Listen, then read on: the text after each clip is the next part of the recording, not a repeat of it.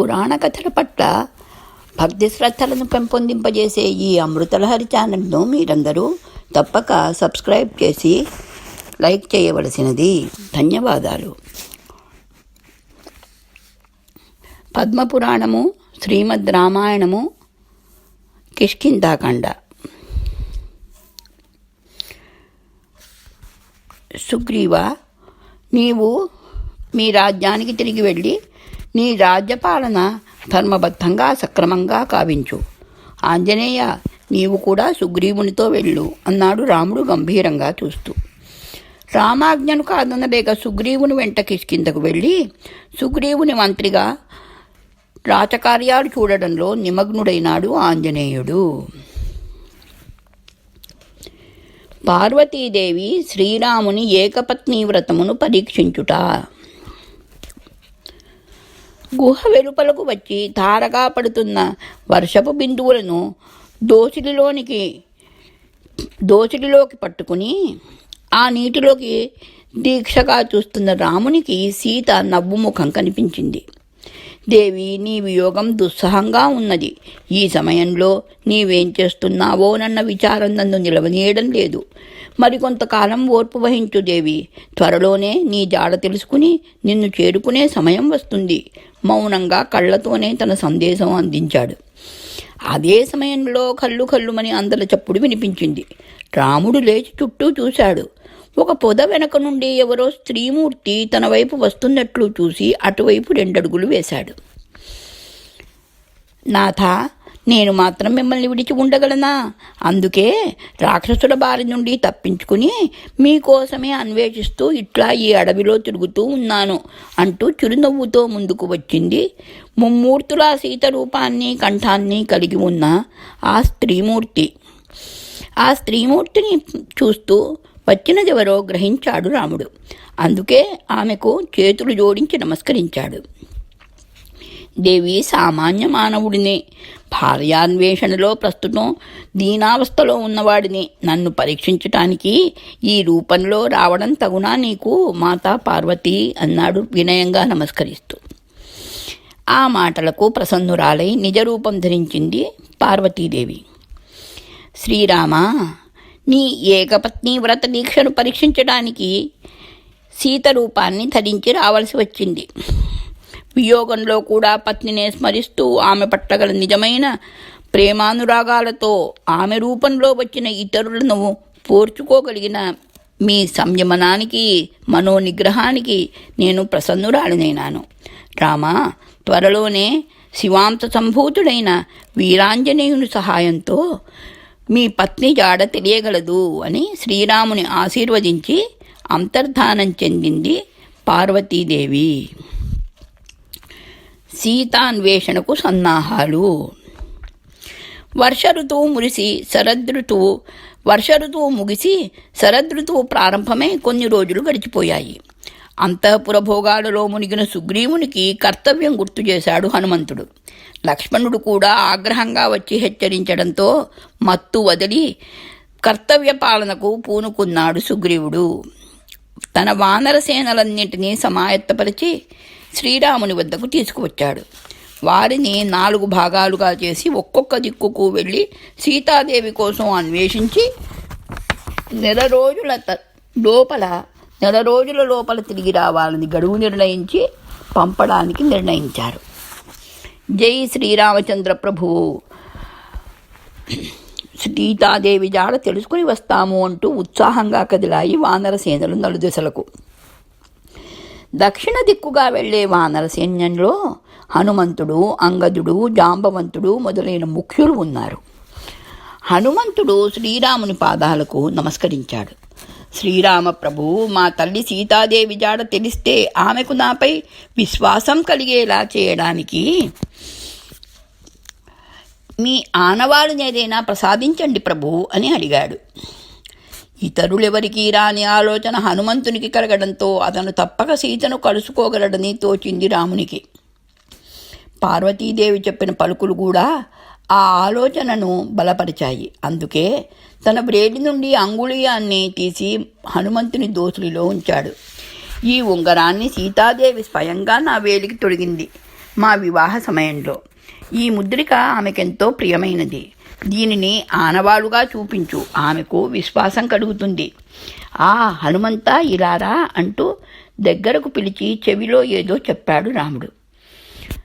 శ్రద్ధగా విని ఉంగరాన్ని కళ్ళకద్దుకున్నాడు. హనుమంత, నీవు తప్పక సీతాన్వేషణలో సఫలుడవు కాగలవని నమ్ముతున్నాను. వెళ్ళి కార్యం సఫలం చేసుకునిరా నాయనా అంటూ ఆశీర్వదించాడు శ్రీరాముడు. జై శ్రీరామ్, రామచంద్ర ప్రభువులకు జయము జయము అని జయ జయధ్వానాలు చేస్తూ హనుమంతుని వెనుక ఉత్సాహంగా కదిలారు మిగిలిన వానర వీరులు. దక్షిణ దిశగా సాగుతూ మార్గంలో ఎదురైన గుహలన్నిటిలోకి తొంగి చూస్తూ అడ్డం వచ్చిన రాక్షసులను హతమారుస్తూ ముందుకు పోతున్నారు హనుమంతుడు ఇతరులు.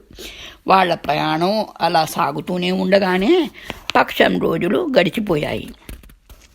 సీతాదేవిని అపహరించిన అసురుడు ఎక్కడ ఉండేది తెలుసుకోవడానికి ఏ ఆధారము దొరకకపోవడంతో కొద్దిగా నిరుత్సాహం చోటు చేసుకుంది అందరిలో. అయినా ధైర్యం కోల్పోకుండా ముందుకు వెళుతుండగా ఒకచోట ఒక చిత్రమైన దృశ్యం కంటపడింది వాళ్లకు. ఆగండి అంటూ అందరినీ ఆగమని, అంగదా, జాంబవంతా అట్లా చూడండి అన్నాడు హనుమంతుడు. అందరూ హనుమంతుడు చూపిన వైపు చూశారు.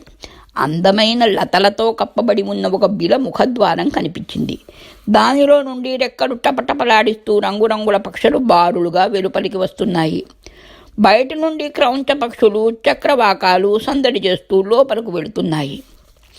లోపల జలాశయం ఉండి ఉండవచ్చును, మనం కూడా లోపలకు వెళ్ళి దాహం తీర్చుకుని ముందుకు వెళదాం అన్నాడు జాంబవంతుడు. అందరూ బిలంలోకి ప్రవేశించారు. కొద్ది దూరం వెళ్ళేసరికి అందమైన నందనోద్యానం పుష్పఫల శోభితమై కనుల పండుగ కావిస్తూ కానవచ్చింది. ఆ ఉద్యానవనంలో ఎత్తైన ఆసనం మీద కూర్చుని వీణాగానం చేస్తున్న సుందరీమణి కనిపించింది. హనుమంతుడు ఎదురు వెళ్ళి ఆమెకు నమస్కరించాడు. వాళ్ళని చూస్తూనే వీణాగానం ఆపి లేచి సాదరంగా ఆహ్వానించింది ఆ సుందరి. రామసేనకు సుస్వాగతం. వానరులారా, మీ రాక కోసమే ఎదురు చూస్తూ ఈ గుహలో ఒంటరిగా ఉంటూ కాలం గడుపుతున్నాను. ముందుగా ఈ ఫలాలు ఆరగించి నీరు త్రాగి సేద తీరండి అంటూ ఆమె అందించిన ఫలాలను ఆరగించి శ్రమంతా దూరం కావడంతో ఆమె గురించి తెలుసుకోరారు వానర ముఖ్యులు. నా పేరు స్వయంప్రభ. దానవశిల్పి మయుడు నిర్మించిన బిలమిది. దీని పేరు వృక్షబిలం. ఎవరికీ కనిపించదు. నేను అతని కుమార్తెను. మోక్షప్రాప్తిని పొందగోరి బ్రహ్మ గురించి ఇక్కడ కఠిన తపస్సు కావించాను. మహావిష్ణువు మానవ రూపంలో శ్రీరామునిగా అవతరించాడని, ఆయన కార్యంలో సహాయపడే భాగ్యం నాకు లభిస్తుందని, ఆ తర్వాత నా కోరిక తీరుతుందని చెప్పి నేను చేయవలసిన కార్యమేమిటో బ్రహ్మదేవుడు నాకు వివరించారు. ఆంజనేయ, మీరు త్వరలోనే సీతాన్వేషణలో సఫలం కాగలరు. మిమ్మల్ని ఈ అడవి దాటించి దక్షిణ సముద్ర తీరానికి చేర్చుతాను అంటూ క్షణంలో వాళ్ళందరినీ సముద్ర తీరాన ఒక పర్వతంపై నిలిపింది స్వయంప్రభ తన తపశ్శక్తితో. వానరులందరూ కృతజ్ఞతాపూర్వకంగా చూస్తుండగా ఆమె శరీరం నుండి దివ్యప్రభ వెలువడి ఆకాశ మార్గాన సాగిపోయింది. ఆహా, ఆ దివ్యకాంత మనల్ని ఇక్కడకు చేర్చింది కానీ తర్వాత ఏం చేయాలో చెప్పలేదు కదా. ఇటు చూస్తే అనంత జలరాశి, అటువైపు పర్వత శిఖరాలు. ఇప్పుడు ఎటు వెళ్ళాలి అన్న సందిగ్ధంలో ఉన్న వాళ్లకు ఎవరు వారు ఈ సంపాతి గుహ చెందకు ఎట్లా వచ్చారు? నాకు ఆహారం కావాలన్న కోరికతోనా అన్న మాటలు పెద్దగా వినవచ్చాయి. అందరూ ఆశ్చర్యంతో చూస్తుండగా రెక్కలు లేని పెద్ద గరుడ పక్షి దేకుతూ పక్కగా ఉన్న గుహలో నుండి బయటకు వచ్చింది. రెక్కలు లేకపోయినా భయానకంగా కనిపిస్తున్న ఆ పక్షిని సమీపించి నమస్కరించాడు ఆంజనేయుడు. పక్షీంద్ర, నిన్ను చూస్తుంటే శ్రీరాముని సతి సీతాదేవిని రక్షించడానికి వీరోచితంగా పోరాడి ప్రాణాలు విడిచిన జటాయువు వృత్తాంతం కనుల ముందర కనిపిస్తున్నది. వానర వీరులు రాముని భార్యను అన్వేషిస్తూ ఇంతవరకు వచ్చాము. నీవు మాకేమైనా సహాయపడగలవా అని ప్రశ్నించాడు. జటాయువు పేరు వినగానే కళ్ళ నుండి ధారాపాతంగా కన్నీళ్లు కురిశాయి.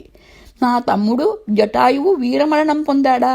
ఎంతటి భాగ్యశాలి అంటూ చిన్నగా నిట్టూర్చి తన గూర్చి చెప్పుకున్నాడు. నా పేరు సంపాతి. గరుడుని సంతతి వారలమైన మేము ఒకసారి ఎవరు ఎక్కువ ఎత్తుకు ఎగరగలరని పందెం వేసుకుని వినువీధిలో చాలా ఎత్తుకు ఎగిరిపోయాము. నా తమ్ముడు జటాయువు నన్ను చేరలేక వెనుతిరగడం చూసి మరింత ఉత్సాహంతో సూర్యమండలం వరకు సాగిపోయాను నేను. కానీ ఆ వేడిమికి తట్టుకోలేక నా రెక్కలు కాలిపోవడంతో రివ్వున వచ్చి ఇక్కడ పడిపోయాను. నా అవస్థకు చింతిస్తూ బ్రహ్మదేవుని గరుత్మంతుని ప్రార్థించడంతో నాపై కరుణ కలిగి రామకార్యంలో సహాయపడినప్పుడు నా రెక్కలు నాకు తిరిగి వస్తాయని అనుగ్రహించారు. అప్పటి నుండి ఆ సదవకాశం కోసమే ఎదురు చూస్తూ ఉన్నాను. వానరవీర, సీతాదేవిని రావణాసురుడు రథంపై తీసుకువెళ్ళడం నేను నా కళ్ళారా చూస్తూనే ఉన్నాను. కానీ జటాయువులా అడ్డగించలేకపోయాను. గద్దలు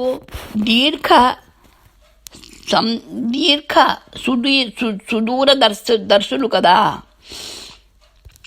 అందువల్ల రావణాసురుడు ఆమెను లంకాపట్టణంలోని అశోకవనంలో ఉంచినట్లు నా దూరదృష్టికి స్పష్టంగా కనిపిస్తున్నది. లంకాపట్టణం ఇక్కడకు 100 యోజనాల దూరంలో సముద్ర మధ్యంలో త్రికూటాచలముపై విశ్వకర్మ చేత అతి సుందరంగా నిర్మించబడింది. మీరు ఆ పట్టణాన్ని ప్రవేశిస్తే సీతాదేవిని దర్శించగలరు అని తనకు తెలిసిన వివరాలన్నీ తెలియజేశాడు సంపాతి. ఆశ్చర్యకరంగా అతనికి రెక్కలు ముడుచుకుని వచ్చాయి. ఆనందంతో రెక్కలల్లార్చుతూ వానరవీరులారా సెలవు, శ్రీరామ కార్యంలో సహాయపడి కృతార్థుడినైనాను, జై శ్రీరామ ప్రభువు అంటూ స్వేచ్ఛగా ఎగిరిపోయాడు సంపాతి. సీతాదేవి జాడ తెలుసుకోగలిగాము. ఇక వెళ్ళి ఆమెకు శ్రీరాముని సందేశం అందించాలి. శతయోజన విస్తీర్ణం గల ఈ సముద్రాన్ని దాటి వెళ్ళడం సులభ సాధ్యమైన పని కాదు. ఇందుకెవరు సమర్థులు అంటూ తమలో తాము తర్జన భర్జనలు పడసాగారు జాంబవంతుడు, అంగదుడు మొదలైన వారు. హనుమంతుని వెంట చిన్ననాటి నుండి విన్న వానరులు కొందరు ఇలా అన్నారు: మహాబలి హనుమంతుడు ఉండగా సాధ్యం కానిదేముంటుంది? శివాంశ సంభూతుడైన మీకు హనుమంతుడు సుగ్రీవుని మంత్రిగా మాత్రమే తెలుసు. మేము బాల్యం నుండి వారి వెంట ఉన్నవాళ్లము. మా ప్రభువు కేసరి ఆయన పత్ని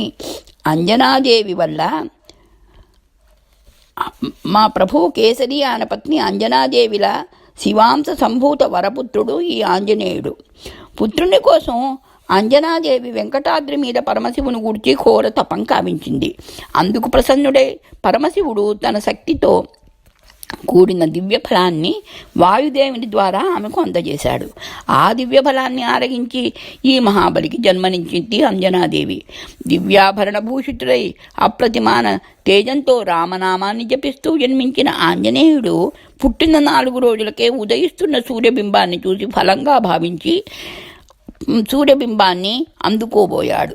రివ్వున అంత ఎత్తున సాగిపోతుంటే ఇంద్రుడు రాహువు చేత ప్రేరితుడై తన వజ్రాయుధాన్ని బాడుని మీద ప్రయోగించడంతో అది అతని హనుమను అనగా దవడను తాకి అతన్ని మూర్ఛిల్లజేసింది. వాయుదేవుడు ఆంజనేయుని పడకుండా తన ఒడిలోకి తీసుకుని సురక్షితంగా ఒక గుహలోకి చేర్చాడు. విషయం తెలిసి బ్రహ్మ ఇంద్రుని మందలించి దేవతలందరూ వెంటనగా గుహలో ప్రత్యక్షమై ఆంజనేయుని తిరిగి స్వస్థుడిని గావించి ఎన్నెన్నో వరాలు దివ్యాయుధాలు ప్రసాదించి ఆశీర్వదించాడు. దేవతలందరూ కూడా బాలాంజనేయునికి ఎన్నో దివ్యశక్తులు ప్రసాదించారు. సహజంగానే అమిత బలుడైన ఆంజనేయునికి ఈ శక్తులు తోడు కావడంతో అతనిలో అల్లరితనం కూడా అధికమైంది. అడవులలో నివసించే మునుల ఆశ్రమాలలో ప్రవేశించి తన చిలిపి చేష్టలతో వారిని విసిగించసాగాడు. మునులు అతని ఆకతాయి చేష్టలను అరికట్టడానికి అతడు తన దివ్యశక్తులను శక్తిని మరిచిపోయేలా శపించివేశాడు. కానీ నారద మహర్షి అతని జన్మరహస్యాన్ని, అతను భావిలో కావించవలసిన మహత్కార్యాలను గుర్తి తెలియజెప్పడంతో శాంతించి అవసరమైనప్పుడు ఇతరులు గుర్తు చేయడం వల్ల అతనికి తిరిగి సర్వశక్తులు గుర్తుకు వస్తాయని శాపాంతం అనుగ్రహించారు మునులు. ఆ కారణంగా తన శక్తి సామర్థ్యాలను మరిచిన ఆంజనేయుని వానరులారా మీరు ప్రబోధించి ఆంజనేయుని నారదుడు ప్రబోధించి సూర్యభగవాను దగ్గర అన్ని విద్యలు నేర్చుకుని రమ్మని